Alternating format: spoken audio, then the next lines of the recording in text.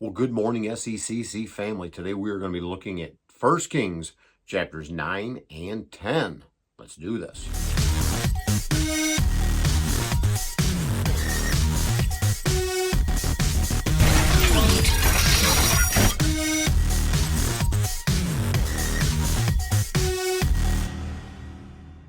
First Kings chapter 9. As soon as Solomon had finished building the house of the Lord and the king's house and all that Solomon desired to build, the Lord appeared to Solomon a second time, as he had appeared to him at Gibeon. And the Lord said to him, I have heard your prayer and your plea, which you have made before me. I have consecrated this house that you have built by putting my name there forever. My eyes and my heart will be there for all time.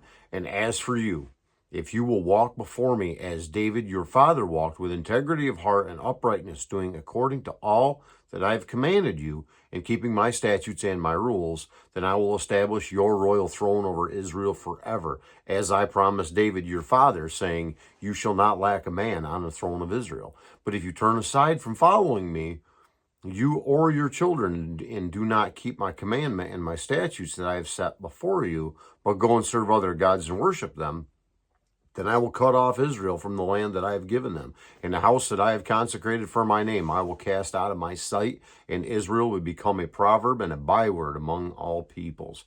And this house will become a heap of ruins. Everyone passing by it will be astonished and will hiss, and they will say, why has the Lord done thus to the land and to this house? Then they will say, because they abandoned the Lord their God, who has brought their fathers out of the land of Egypt, and laid hold on other gods and worshipped them and served them. Therefore, the Lord has brought all this disaster on them. At the end of 20 years, in which Solomon had built the two houses, the house of the Lord and the king's house, and Hiram, king of Tyre, had supplied Solomon with cedar and cypress, gold and timber and gold, as much as he desired, King Solomon gave to Hiram 20 cities in the land of Galilee. But when Hiram came to Tyre to see the cities that Solomon had given him, they did not please him. Therefore he said, what kind of cities are these that you have given me, my brother? So they called the land Cabul to this day. Hiram had sent to the king 120 talents of gold. And this is the account of the forced labor that King Solomon drafted to build the house of the Lord in his own house, in the Millo, and the wall of Jerusalem, and Hazor, and Megiddo, and Gezer. Pharaoh, king of Egypt, had gone up and captured Gezer and burned it with fire, and had killed the Canaanites who lived in the city, and had given it as a dowry to his daughter, Solomon's wife. So Solomon rebuilt Gezer, and lower Beth-horon, and Baalath, and Tamar in the wilderness in the land of Judah. And all the store cities that Solomon had, and the cities for his chariots, and the cities for his horsemen, and whatsoever Solomon desired to build in Jerusalem, in Lebanon, and all the land of his dominion. All the peoples who were left of the Amorites, the Hittites, the Perizzites, the Hivites, and the Jebusites, who were not of the people of Israel, their descendants who were left after them in the land, whom the people of Israel were unable to devote to destruction, these Solomon drafted to be slaves, and so they are to this day. But of the people of Israel, Solomon made no slaves. They were soldiers. They were his officials, his commanders, his captains, his chariot commanders, and his horsemen.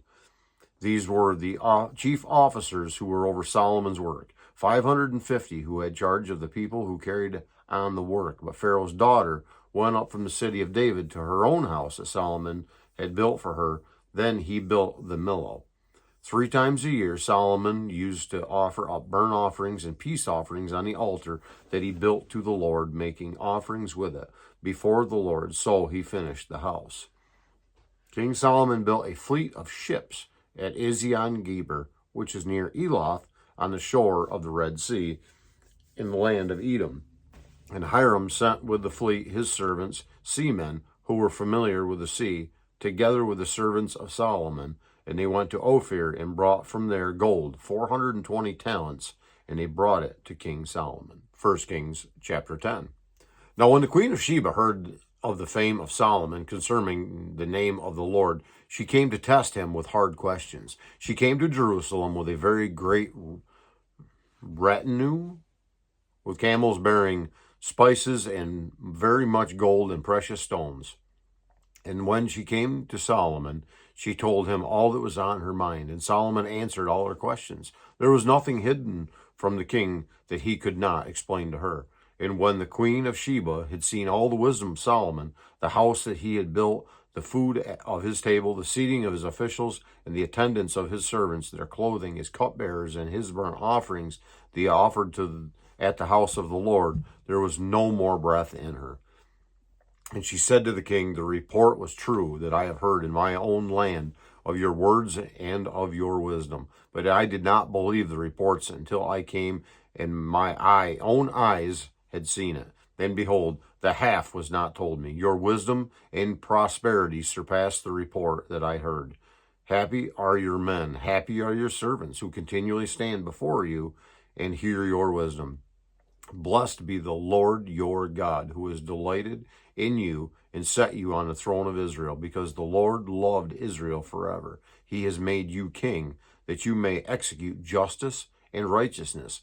Then she gave the king 120 talents of gold and a very great quantity of spices and precious stones. Never again came such an abundance of spices as these that the queen of Sheba gave to King Solomon. Moreover, the fleet of Hiram, which brought gold from Ophir, brought from Ophir a very great amount of almug wood and precious stones. And the king made of the almug wood supports for the house of the Lord and for the king's house, also lyres and harps for the singers. So such almug wood has never come or been seen to this day. And King Solomon gave to the queen of Sheba all that she desired, whatever she asked besides what was given her by the bounty of King Solomon. So she turned and went back to her own land with her servants. Now, of the weight of gold that came into Solomon in 1 year was 666 talents of gold, besides that which came from the explorers and from the business of the merchants, and from the kings of the west and from the governors of the land. King Solomon made 200 large shields of beaten gold. 600 shekels of gold went into each shield. Then he made 300 shields of beaten gold. 3 minas of gold went into each shield. And the king put them in the house of the forest of Lebanon. The king also made a great ivory throne and overlaid it with the finest gold. The throne had 6 steps, and the throne had a round top. And on each side of the seat were armrests and 2 lions standing beside the armrests, while 12 lions stood there, one on each end of a step on the 6 steps. The like of it was never made in any kingdom.